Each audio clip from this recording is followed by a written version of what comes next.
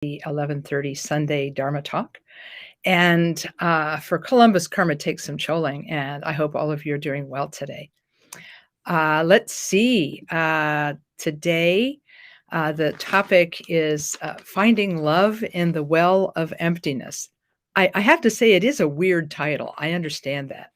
And it's one of those things where I tried to think several different ways of talking about it in the title. And having the journalism degree helps sometimes, but not always. So I came up with this title of Finding Love in the Well of Emptiness without exactly knowing how I was going to work the well into it. But stay tuned. I think we got it figured out. So first of all, I want to say I hope all of you are doing well and that you are able to practice some prayer meditation in your daily life, and that you can join us on the weekends if you have some time on our Zoom meditations on Sunday mornings. All right. When we talk about the topic of Buddhist teachings in general, a lot of folks do relate to Buddhist teachings almost instantly. I've had people tell me that when they first read about Buddhist teachings, they're kind of excited because they didn't know that anybody else thought the same way they've thought, or felt the same way they felt, or believed the same thing that they believe. And many people say the words, I feel like I'm home now that I've started studying Buddhism and practicing meditation. So in any case, I think that because people feel this familiarity and this feeling of home when they come to Dharma practice, it's a sign that they have a resonance with the Buddhist teachings. So a lot of people immediately resonate with and relate to Buddhist teachings. And they love the idea of the Buddhist ethics, which is based on not harming oneself or others. They like Buddhist meditation, which is based on getting to know your own mind through the practice of meditation. They read the Buddha's book of sayings, the Dhammapada. And in the first lines, the Buddha explains his entire philosophy by saying, we are what we think. All that we are arises with our thoughts, and with our thoughts, we make the world. So this is very resonant for people. And the Four Noble Truths, the very first teaching that the Buddha gave, also resonate. They strike a chord. The Buddha said, suffering is part of life. That's the first noble truth, that no matter where you go, no matter who you are, suffering is part of your life. You can try to run and you can try to cover things over, but you will always experience some suffering in this imperfect and confused world that we have. And the second is that this suffering has a cause. And the cause is not external. It's not the boss. It's not the next door neighbor. The cause of suffering is our own attachments, clingings, fixations. And of all of these clingings and fixations to people and things and situations and ideas, all of these clingings come down to one thing: clinging to our concept of who we think we are, clinging to the idea of self. And so as a result, we suffer continuously because as long as we have self-fixation, we're going to have some measure of suffering in our life. But the good news about this is that suffering may be a bad thing, but suffering has a cause, and that causes fixation. So technically, suffering has a solution because we can let go of all of this clinging and fixation and so on. We can let go of all of that. That's the solution. But how do we let go? How do we actually let go of clinging and fixation? And that the Buddha taught in the Fourth Noble Truth, which consisted of his Eightfold Noble Path. Now, not everybody can remember the Eightfold Noble Path, so the Buddha gave a 4-line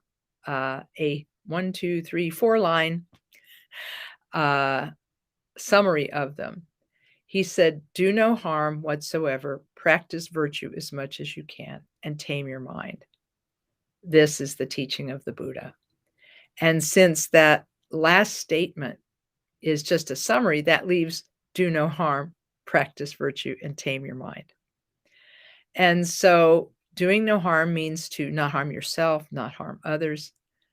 To practice virtue as much as possible means to take care of yourself and benefit others. And the last one is to tame your mind through the practice of meditation. So people resonate with all of those teachings. They resonate with the Four Noble Truths. They resonate with the path. They resonate with all of this. And they can likewise be thrilled by what I feel is the most succinct statement of the Buddha's teachings that exists. And this is a quotation attributed to the Buddha himself, where the Buddha said, if you want to study my teachings, study and practice my teachings, you don't have to study and practice many teachings. You only have to study and practice one teaching. That's a relief, by the way. If you've ever seen the number of books that have been published about Buddhism, it's really nice to know that the Buddha himself said there is a short summary. Anyway, if you want to study and practice my teachings, you only need to study and practice one thing. And what is that? It is love and compassion. He said, whoever possesses love and compassion, has all of the qualities of the Buddha right in the palm of their hand, meaning they're right handy, and they have them now. So I feel like if we study the teachings of Buddha and we study the teachings of meditation, it gives us a great deal to work with. And so people get thrilled by all of these things.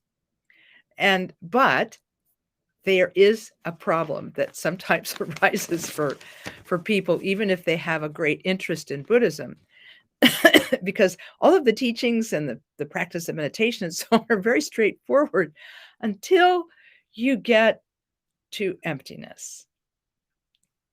Emptiness is kind of a problem for many people who study Buddhism. It's like they're cruising along the highway in their car and suddenly they lose attention and they skim over into the guardrail and they go back on the road. They've just been through something that's a little bit scary, but they're safe. So this is, I think, what happens when people come into contact with the teachings of emptiness. They kind of crash into something they didn't anticipate finding. And while they generally bounce back right on the highway of the main highway of Buddhism, they are a little bit rattled by their experience. And they read, and how do they come in contact with teachings about the Buddhist teachings about emptiness? They maybe they read or hear someone reciting the Heart Sutra, where the Buddha, through the Bodhisattva Avalokiteshvara, says, all things are empty by nature. Then they recite this formula that many of you will have heard. Form is emptiness, emptiness is form. There is no other form than emptiness. There is no other emptiness than form. This, never mind that in this text, the Buddha, through Avalokiteshvara, is talking about the 5 heaps or skandhas or factors that make up our self-concept. Our self-concept, the Buddha said, is not a unitary thing. The Buddha argued against the idea of a material soul. He said, no.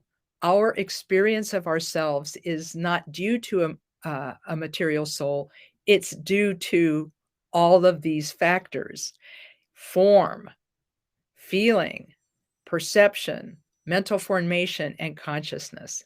He compared our experience not as a material being, but rather as a stream of being.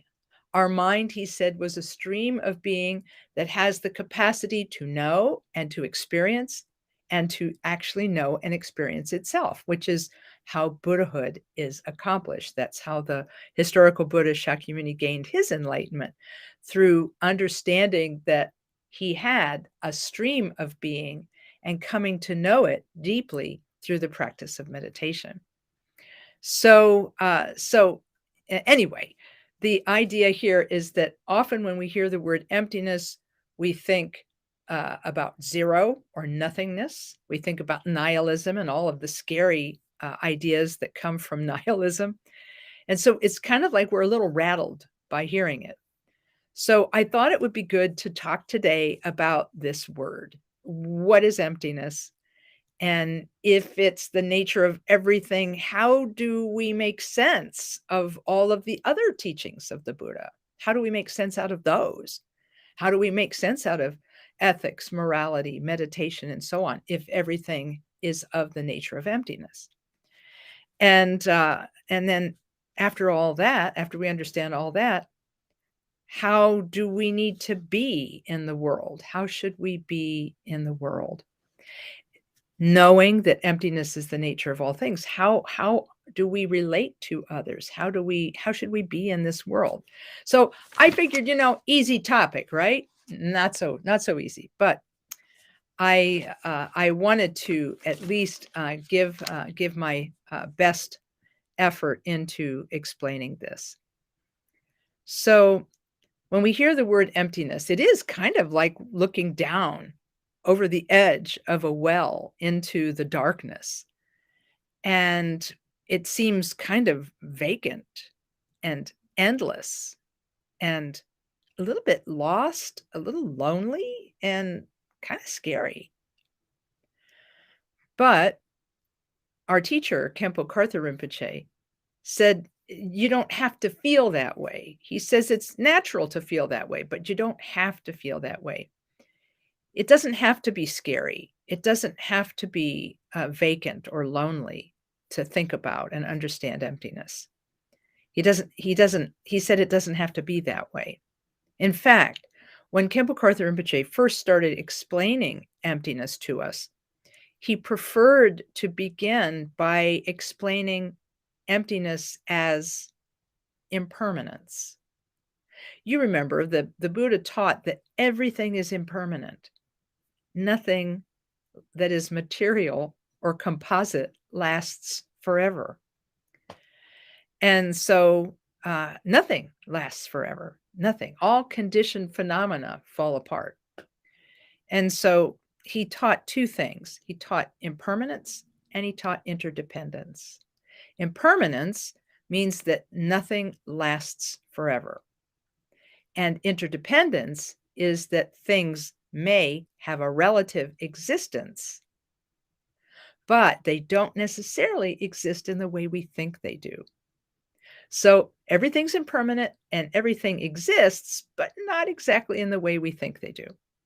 So instead of talking about emptiness, let's talk about impermanence and interdependence. So let's start with outer phenomena. This room, the trees outside.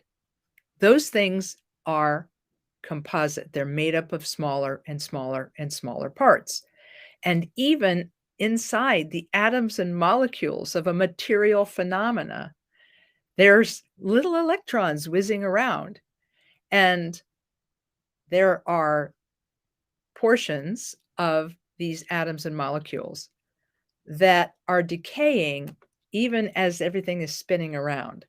So nothing lasts forever. Everything is in a state of flux and change. If you see old buildings from the 1700s or 1800s, sometimes you'll see little rivulets or movements in the glass. It looks like it's melting. Well, what that is it's actually that the glass is slowly changing its shape and decomposing in front of our eyes. And so as a result, over 100 or 200 years, we can see that glass that looks like it's a solid material thing isn't actually so solid and isn't so material, and in fact is decomposing right in front of our eyes. We have an easier way of thinking about that when we look in the mirror.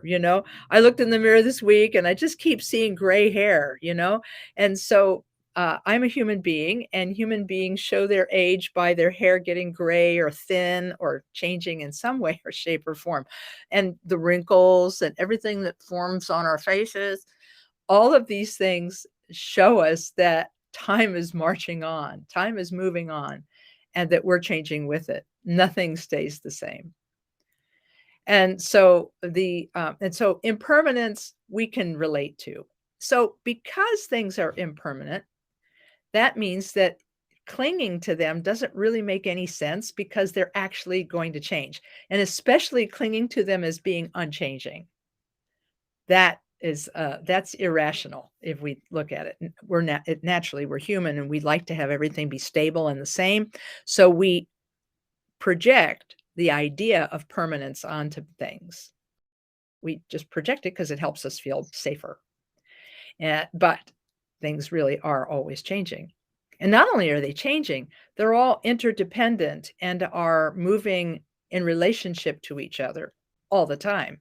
So when Buddha taught about interdependence, he used simple examples like there is no long without short. There is no large without small. In other words, things exist only in a relative way, and they exist only because of causes and conditions that come together that facilitate them being here. I could make a joke and say that the table that is next to me here, this table, is only here because of causes and conditions. Somebody, the tree grew, somebody harvested the tree, somebody planed the wood. All of these things that we see here as this table are here because of causes and conditions. And that if those causes and conditions were not there, the table wouldn't be here, at least not the way it looks now. So this means also the idea of interdependence means that nothing creates itself. Yes, the tree grew from a seed, and the seed was dropped by another tree, and so forth. There's this sense of continuity, but the tree did not begin all by itself. It began in connection with other things. Even the teachings of scientific teachings on evolution follow rules that make evolution sound very much like the Buddhist teaching on the stream of being, that our mind is a stream of being rather than a material soul. And so this idea of mind being a stream is in some ways supported by science. In fact, yesterday someone told me they're still studying how consciousness works. They're trying to get there by science. I hope they make it, because it would be really cool to see them find that. But meanwhile, we have to cope. So if we look at the teachings of the Buddha, the teachings are saying things, all of these things around us, have a relative existence, but they ultimately don't exist the way we think they do. Everything is slowly decaying in front of our eyes. In fact, our body slowly decaying in front of our eyes, our feelings continuously changing, happy, sad, miserable, etc. Our perceptions are continuously changing. How we perceive things are continuously changing. Why? Because the mental formations of our habits and so on are always changing. And why is that always changing? Because our consciousness is a stream of being and continues to move. So in this way, we have a perfect situation to understand emptiness without using the word emptiness. We can understand that things are empty of solidity, empty of permanence, and so on. So in that way, we can use empty to mean that a thing does not have or possess permanence. It is empty of permanence. It is empty of this and that. So it all comes back to the Buddha's deep understanding of the nature of the human mind and the nature of mind in general. He said that we all have a mind that has the potential to awaken to its own nature. We all have that. We all possess that. He said there's no being, sentient being in this world that doesn't possess the potential to be a Buddha, because this mind has the capacity to know itself and to know itself completely. One could argue that snails might not have the capacity to meditate and recognize the nature of mind. However, I'm not leaving that out of the equation for the moment. It's actually possible. I think it's theoretically possible. Likelihood, maybe not so much.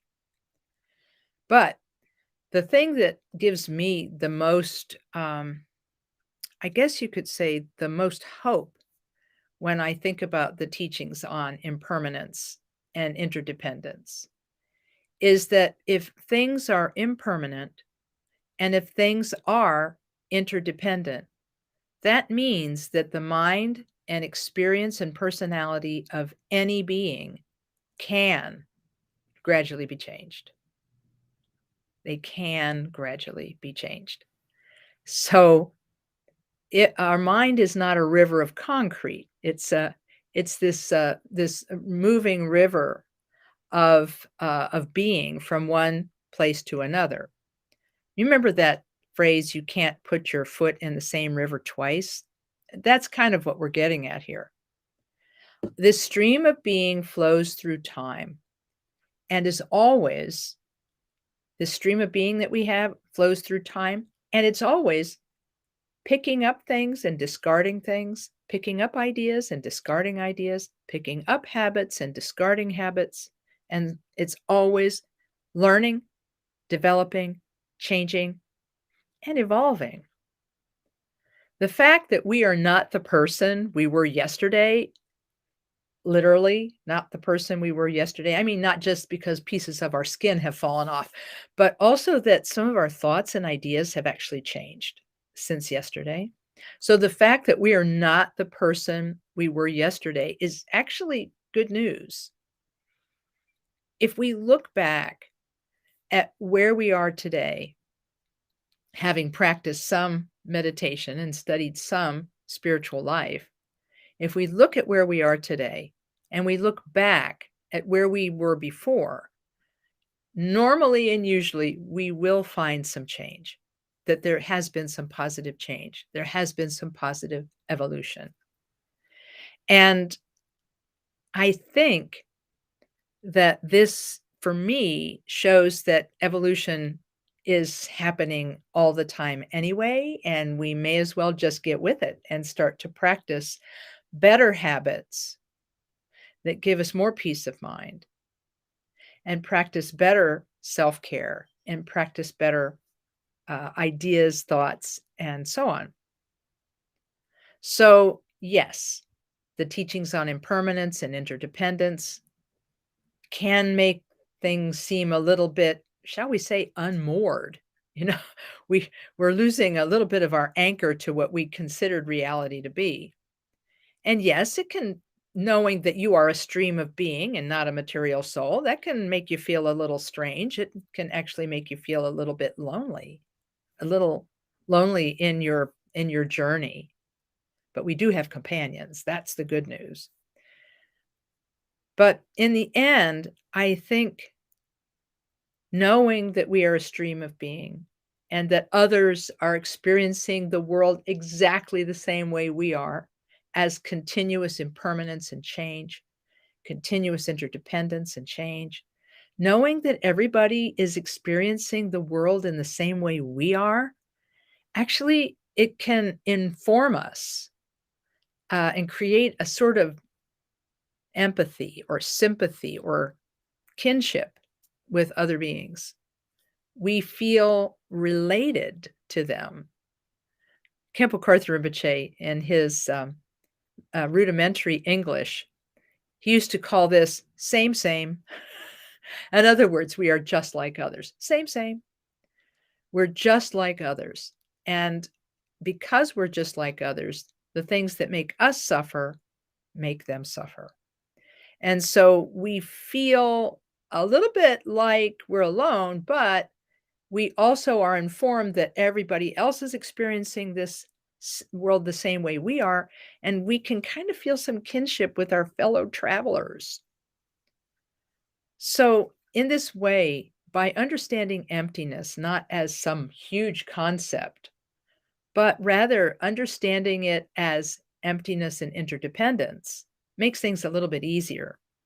What this means is that the exterior world, the exterior world is impermanent and is empty of permanence. It is empty of ultimate reality. These things don't exist of themselves and by themselves, but only in relationship to other things. And also, this mind that we have, this stream of being, also is likewise impermanent and continuously changing. And as such, it can gradually, through the practices of doing no harm, practicing virtue, and taming the mind, develop positive habits of self-care and other care, and also come to know itself and be completely liberated from all confusion and know one's basic, clear, empty nature personally, like one-on-one. We can know our own mind ourselves. And so, to me, I hope that this little talk has helped a little bit with understanding emptiness as impermanence and interdependence. But I still have one more thing to explain, and that is knowing that everything is impermanent and interdependent. How should we be? How should we be in this world? The great master from the 20th and now 21st century, Khenpo Tsultrim Gyamtso, he came and taught at Columbus KTC 3 times. And during his final visit, I think that was somewhere around 2007. I'll have to check the history to know for sure. He was asked this question because he was a specialist. He's not teaching now, but he is still living in a nunnery in Nepal. When he was teaching, he used to talk about emptiness a lot. In fact, he wrote, I guess what you could call a small-time classic called Progressive Stages of Meditation on Emptiness, where he explains interdependence and interdependence and impermanence as a way of understanding the mind. So he's sort of an expert on this subject. So someone came up to the question microphone at the Columbus KTC, and they asked him, they said, Rinpoche, how you understand everything, but tell me, understanding emptiness, how should we act? What should we do? And Khenpo Tsultrim said, well, compassion, of course. And as I reflected on his answer later, it occurred to me that he's absolutely right, because love and compassion are the only things that make sense in the face of knowing that everything is impermanent and interdependent and not anchored, that practicing love and compassion toward ourselves and love and compassion toward others is really the only thing that makes sense in a world that is continuously changing and is impermanent. So what we need to do is we need to remember this and then work to grow our compassion and our love. Remember way back on the first page of my talk where I was talking about the succinct statement of the Buddhist teachings. If you want to study my teachings, you don't have to study many teachings. You only need to practice and study one teaching. What is it? It's love and compassion. Whoever possesses love and compassion has all of the qualities of the Buddha in the palm of their hand. So I find a great resonance of these two ideas. Khenpo Tsultrim says love and compassion are the only thing that makes sense, because even though we as Buddhists are studying and trying to understand impermanence and interdependence, we're trying to understand these things. Think about what it's like for others who haven't even thought about it and definitely don't understand it. We have to have some compassion for them. Now, this doesn't mean that we don't put criminals in jail and that we don't do what needs to be done to take care of ourselves and our families. It doesn't mean that at all. It means that we should do our best not to hate other people. because that hatred actually influences our stream of being and makes us into something that we may not want to become, because the Buddhist teachings on karma are real. And what you do a lot, you do a lot. So I always tell people that if they have habits that they want to change, that because of impermanence and interdependence, they can change those habits. And because we are what we think, all that we are arises with our thoughts, and with our thoughts we make the world, that if you have a negative habit of anger, perhaps, or impatience, perhaps, that you have to try to work on it, at least just a little bit, in order to gradually become more like the person you'd like to be. So love and compassion are the only response that makes sense in a world that is impermanent and changing. And how do we grow our love, and how do we grow our compassion? We grow our love and compassion by practice, meditation practice. One of the easiest meditation practices to do is quiet sitting meditation, which we call shamatha in Sanskrit, or we can also call it shine in Tibetan. Whichever, it means calm abiding. So when we do calm abiding meditation, what we're doing is placing our attention on a single object. Often it's the breath, thinking and following the breath with our attention as the breath comes in, as the breath goes out, and so on. And as the breath comes in and goes out, on the exhale, we can mentally count it. In breath, out breath, mentally count 1. In breath, out breath, mentally count 2, and so on. I tell people go to an easy number like 7 or 10, and then just go back and go to 7 or 10 again. And every time we notice that our attention is being taken away from the breath, something that happened yesterday or something we're concerned about happening tomorrow, or maybe something is happening in the now that's causing us concern, we practice a technique called touch and let go. As we're watching the breath, if a thought distracts us into the past or into the future, we think, we recognize that we've been distracted. We can even label the distraction thinking. We can let it go and then consciously return our attention to the breath for a fresh start. And this actually is a form of training. You can grow your love and compassion by first recognizing your thoughts as they are happening and exercising some control over those thoughts by letting them all go. Now, we don't like save the good thoughts and only discard the bad thoughts. We discard every thought when we are first practicing calm abiding. When we're first practicing shamatha or calm abiding meditation, we let go of all thoughts, good ones, bad ones, everything in between. The reason we let go of all of them is because it's the practice of meditation is honing something called mindfulness. When we are mindful of what we are thinking and doing, we are less apt to act selfishly. We are more apt to act compassionately and wisely in any situation. Now, this is not going to happen with one session of meditation. This is going to be noticeable over days, weeks, months, and even years. But the practice of shine or shamatha meditation, calm abiding, allows us to let go of thoughts. And in letting go of those thoughts, we establish mindfulness. So that can help us when we get to the second stage of meditation, which is compassion meditation. Compassion meditation, often called Tong, T-O-N-G, Len, L-E-N, in Tibetan. Tong Len, Tong means to send and Len means to take. Sending and taking meditation is done by thinking as you breathe out, I send happiness and love to all beings. And on the in-breath, think, I remove the suffering from all beings.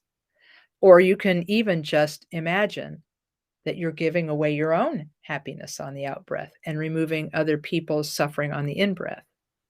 And those of you who read Khenpo Tsultrim Rinpoche's book, Dharma Paths, will know that what he says to do when all that suffering comes to you. He said, imagine that it meets your pure motivation to benefit others. It dissolves into nothing and disappears. So doing compassion meditation over and over again not only hones your mindfulness and alertness, it also grows your loving and compassionate response. So you can become more loving and more compassionate by growing your love and compassion through shamatha, which calms the mind down, and tonglen, where we think purposefully about giving love on the out-breath and practicing compassion on the in-breath. By the way, the practice of tonglen, Khenpo Tsultrim Rinpoche, in his book, Dharma Path, says that this practice should be done just for a short period of time.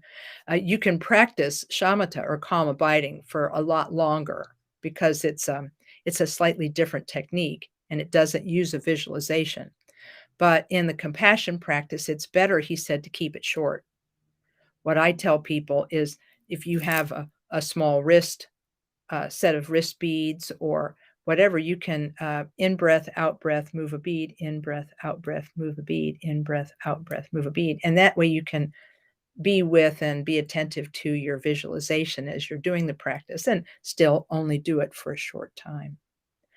And this would be somewhere between 2 and 5 minutes of tonglen. You can do tonglen several times, but they all need to be these short periods, especially at first, because it's very difficult to maintain. So the practice of quiet sitting and this short practice of tonglen grows our love and compassion. But there's another way to grow our love and compassion, and that's through the practice of mantra and visualization. One of the best known mantras is Om Mani Padme Hum. O-M P-A-D-M-E. I'm sorry, I spelled it wrong. Om, O-M, Mani, M-A-N-I, Padme, P-A-D-M-E, and Hum, H-U-M. Those of you who are familiar with Tibetan spelling, it's Om Mani Padme Hum, which is a different pronunciation. Same mantra. And it basically means that we are honoring the one who holds the jewel and the lotus. Those of you who are familiar with Tibetan iconography know that Avalokiteshvara, or Chenrezig, the Bodhisattva of compassion, is depicted holding a jewel in his hands. And in one outer hand, he's holding a rosary. And in the other hand, he's holding a lotus flower. Right rosary, left lotus. So it's basically a way of saying Chenrezig's name, Om Mani Padme Hum, or Om Mani Padme Hum. Reciting this mantra is very beneficial because calling upon the force of compassion, because part of us really is Chenrezig, part of us has the capacity of love and compassion that Chenrezig has.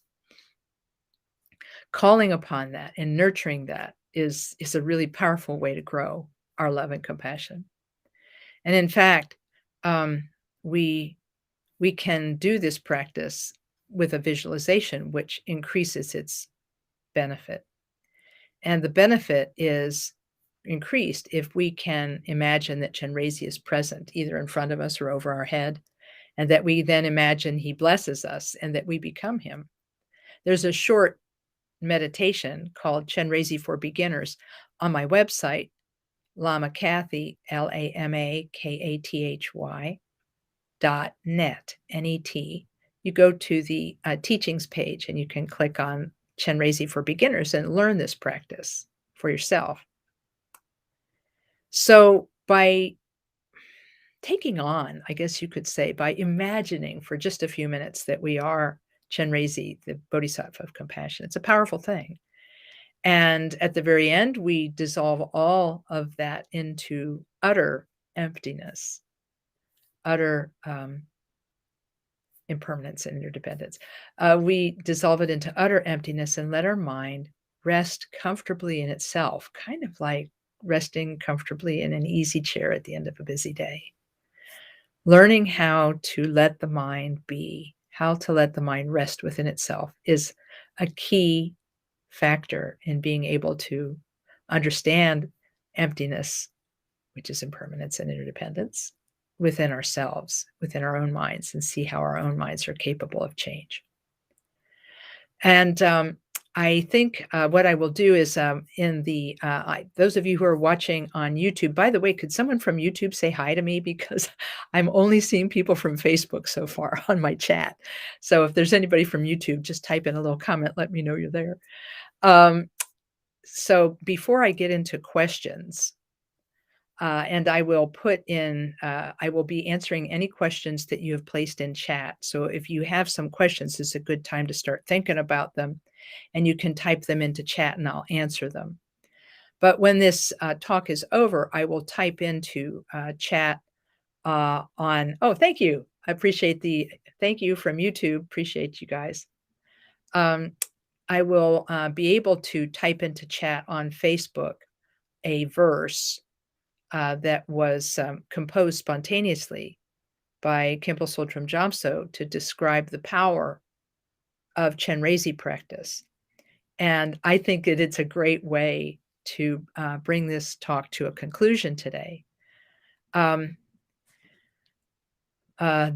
talk was titled "Finding Love in the Well of Emptiness."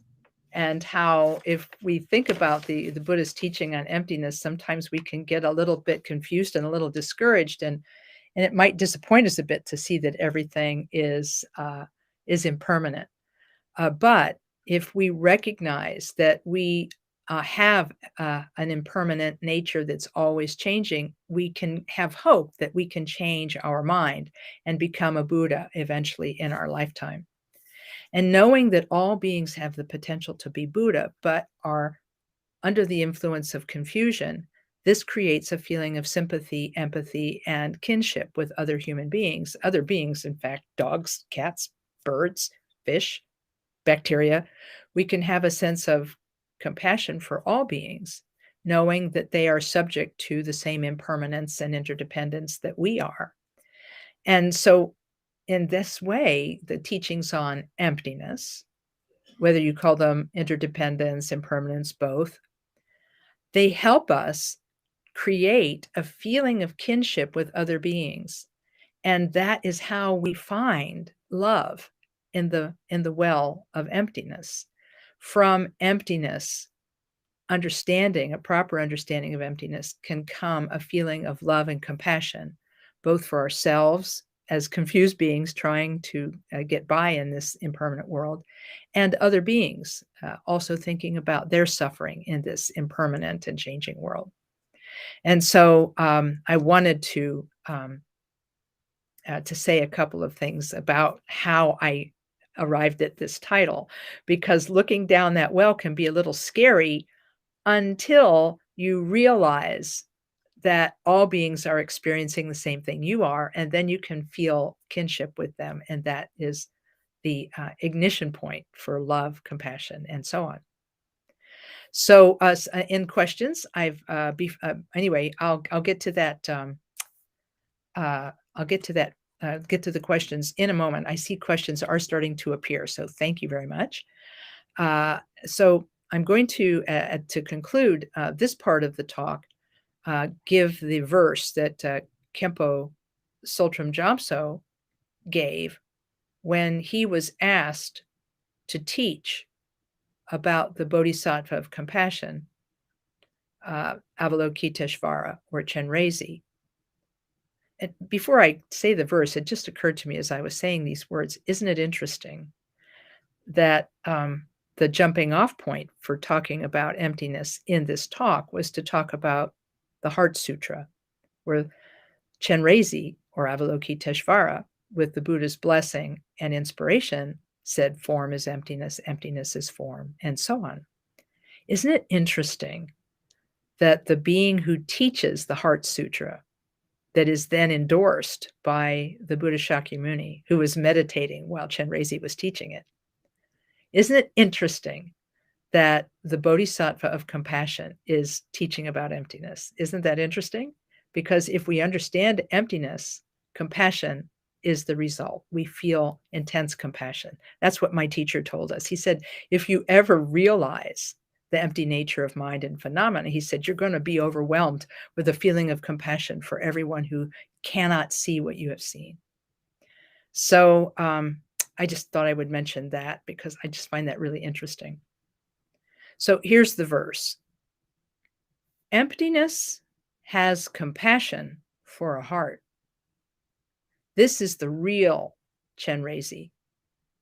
The Chenrezig with a face and arms is just a mere appearance. Use your practice of the merely apparent Chenrezig to realize the true nature, the true Chenrezig. I just love that verse. It's 4 lines, and it's a really easy teaching to absorb. I'll type it into chat on Facebook. I'll find a way to put it in the description for this video on the Columbus KTC YouTube page, and I'll put the verse there in the description of the video. So let's go to some of the questions. One of the questioners is asking for a review of the mantra again. Yeah, I did go through that a little fast, so let's go through it more slowly. The explanation of the mantra that I'm going to give is in Bokar Rinpoche's book, Chenrezig, Lord of Love. So if you want to read more about this explanation, I'm just going to give a brief summary of it. You can go to the book Chenrezig, Lord of Love by Bokar Rinpoche and read the whole thing. So Om, he said, is an invocation, invoking the enlightened body of the Buddha. And Hum, or Hung, is invoking the awakened mind of the Buddha. So that leaves 2 other words, Mani and Padme, or Mani and Padme, as it's pronounced in Tibetan. Mani means jewel, and Padme means lotus. So in iconography, Chenrezig is depicted as holding a jewel. Now, this jewel is not any jewel. It is a wish-fulfilling jewel. In Asian legends, instead of a magic lamp that grants wishes, there's a magic jewel that grants wishes. And the iconography uses this idea of our mind being like a wish-fulfilling jewel that can grant us every happiness once we fully realize mind's nature and become Buddhas. Our mind then is like a wish-fulfilling jewel. So that's what the jewel means. And the lotus flower is actually symbolic in iconography of love and compassion. So and he's also symbolic of the bodhisattva. Bodhi means awakening, and sattva means the person who holds the mind of awakening.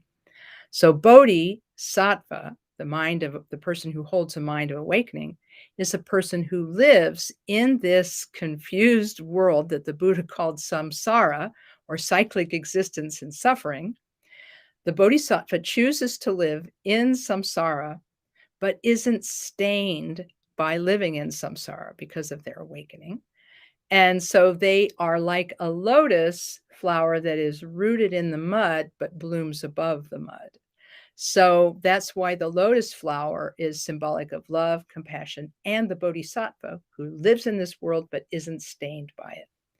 So when we are saying Om Mani Padme Hung, it's a way of saying Chenrezig's name and calling upon him and asking for his presence. So thanks for asking that question. I'm going to go back now through the questions and then start answering them. Let's see. Let's see what this person is saying. I like the advice on keeping compassion meditation short.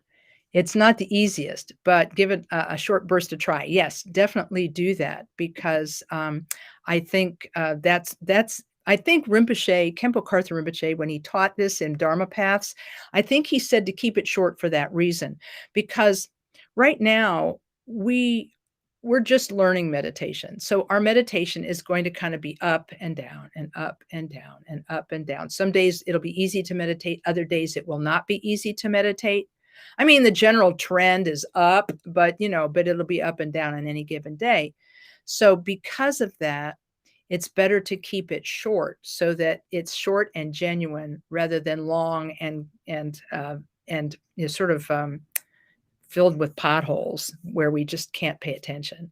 And so one of Khenpo Tsultrim Rinpoche's, one of his pieces of advice was, he said, always leave your meditation on good terms.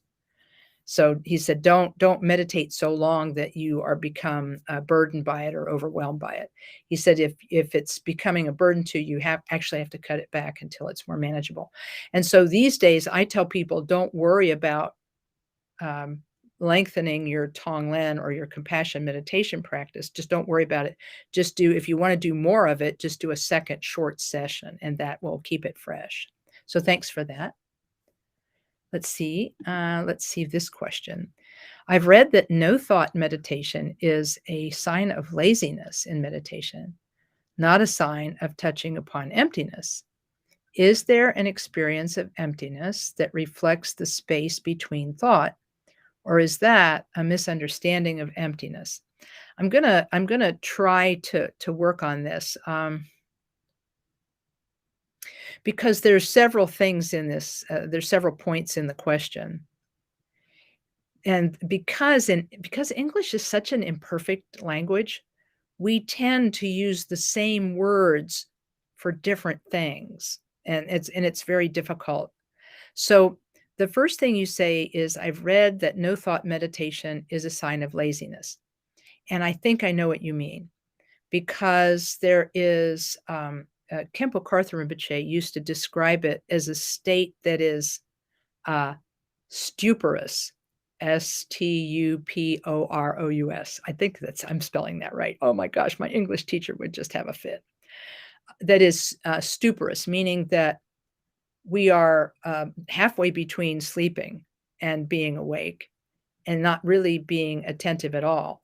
The best meditation should have both mindfulness and alertness. Mindfulness means that we know that we are meditating and we're maintaining the technique of the meditation. That's mindfulness. And alertness alerts us to when we have wandered from the object of meditation. So yes, I would say that no thought meditation can be a sign of laziness, that we have forgotten the technique. It's not that we're bad people. It's just that we forget the technique sometimes, or fail to apply the technique because we're tired. Hence, Khenpo Rinpoche saying, leave your meditation on good terms. Don't try to force yourself to meditate for so long that you get stuporous and tired. So in any case, the second part of the question is there an experience of emptiness that reflects the space between thought, or is that a misunderstanding of emptiness? The whole idea of the mind being a stream of being, and that we can talk about it intellectually, but we actually need to experience it in meditation. I think that this can happen from time to time. In Trungpa Rinpoche's book about the aspiration for Mahamudra of definitive meaning by the third Karmapa, in his book, he says that there are three basic experiences that can happen to a person doing shamatha meditation. Three basic things. One is well-being or bliss. Second is clarity. And the third is non-thought. So bliss is a feeling of well-being. Either it's physical well-being where you feel like, hey, I feel pretty good. I could sit here for as long as I want. That would be a blissful feeling. Or it could be a feeling of happiness. The second one describes clarity, where you feel as though your perceptions and your mind are very clear and sharp. And the third is non-thought. And I believe that this non-thought is what you're talking about in this experience of emptiness that reflects the space between thoughts. Because Khenpo Tsultrim Rinpoche has said that when one thought has ended, before the next one begins, there is a space, and some people call it the gap. That was what Chogyam Trungpa Rinpoche used to call it, the gap. And it's basically non-conceptual awareness. It's awareness in that it's not sleeping, it's clear, and it's aware, but there's no conscious thought happening in it, And in fact, there may not even be any conceptualization happening in it. And so this moment of non-conceptuality will happen for us occasionally in meditation. What Khenpo Tsultrim Rinpoche said himself when people would ask him about these three experiences, bliss, clarity, and non-thought, which I think I did the other way before, sorry about that.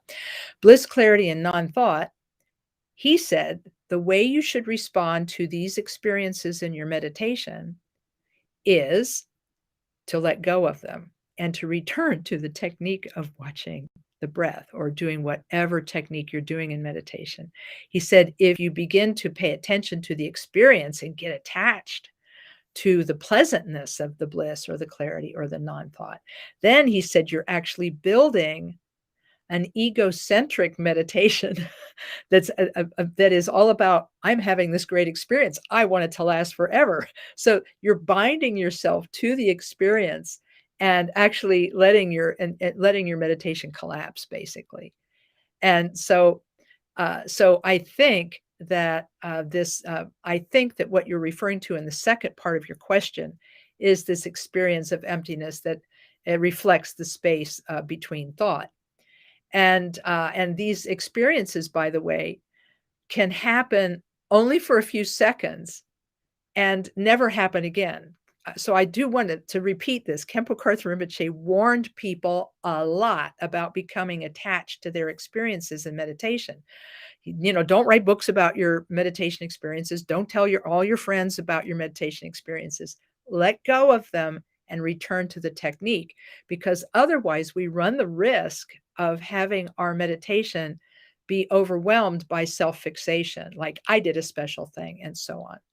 And you can talk to a meditation teacher, and that will help you to be able to let go of your experiences in meditation, so that eventually, what Rinpoche said was, he says, if you let go of your meditation experiences, he said, even then, even if they happen only once and never happen again, you'll be fine. He said, because he said some experiences, he said the experiences that arise in meditation are born from your good karma from previous lifetimes. And because they're born from your good karma of previous lifetimes, and most of our good karma was accumulated with some kind of selfish stain on it, then it will bloom one day and die the next. In other words, it will be like a daylily, blooming and then dying. And so you'll have the experience of goodness in your meditation. You'll have this bliss, clarity, or non-thought. It'll arise for a few seconds, then it'll fall apart. Then you'll get discouraged and you'll think meditation is no good because it only happened once. Rinpoche said, if you let go of your attachment to experiences and merely continue meditating, he said, wisdom and realization will grow within you. I see. Oh my gosh, I never intended to go for a whole hour. My goodness. All right, let's go to the next question and see if we can get this in. Does our stream of being accumulate merit and karma? It's not a permanent thing, but it is something that makes choices and has consequences. So it does have some staying power, even though it is not permanent. Yes, that is my understanding. Now, if this is like the 100% agreed upon position of all Buddhists, I can't tell you, but I learned quite a bit about this stream of being from Tralek Rinpoche's wonderful book. And the title of this book is called Karma, What It Is, What It Isn't, and Why It Matters. And I'm going to be doing a book study on this probably November, December. And so we can all read and come to some of these interesting conclusions ourselves. So and based on everything I've heard from Khenpo Tsultrim Rinpoche, this stream of being, it does have cohesion. It sticks together, and he says it's mainly stuck together with habit, which is why, I mean, this is for me. I took that to mean, oh, great. If it's stuck together with habit, that means right now we have confused habits, and we're learning unconfused habits, and we're learning habits of awakening and love and compassion. You see what I'm saying? So we're learning good habits that will eventually hold us together cohesively as a bodhisattva, and so on. So yes, in the confusion mode, this is what Khenpo Rinpoche said to us when we were in 3-year retreat. He said, your mind is in confusion mode right now. So yes, karma is effective, and you're going to continue accumulating karma, and lots of it, until you become Buddhas. And so yes, we still make choices and we still accumulate karma and so on. But we're changing over and over and over. So we'll learn more about the actual mechanisms of all of this later on. And by the way, one time I asked Khenpo Rinpoche, about the practices and how they progress one to another. And he said, just continue practicing, and gradually you'll meet teachers who will guide you in these practices, and they'll help you to realize your Buddha nature. And so I'm really sorry. There's one more question. Let's see. This question is, speaking of bliss, I'm interested in learning more about the jhanas. Okay. The what they call the 4 Brahma Biharas.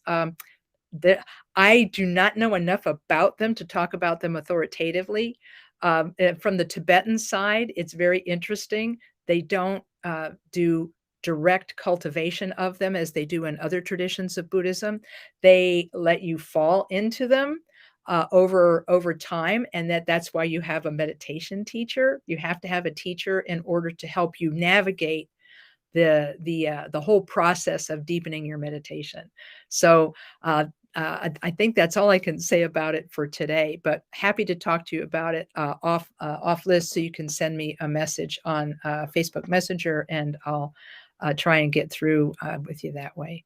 So we have to call this to a close today. I can't believe it. It's been a long time since I talked this long. Hope you're still with me. I see we still have a few stalwart souls there.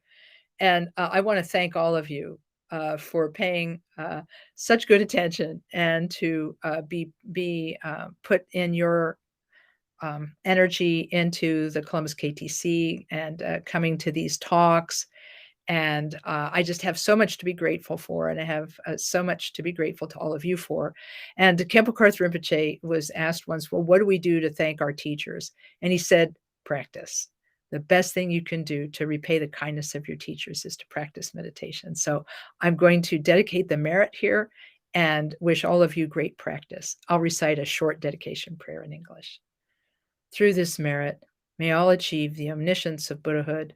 May it defeat our common enemy, wrongdoing. From the stormy waves of birth, old age, sickness, and death, from the ocean of samsara, may we free all beings. May we free all beings. May we free all beings. Thanks, everyone. You're amazing.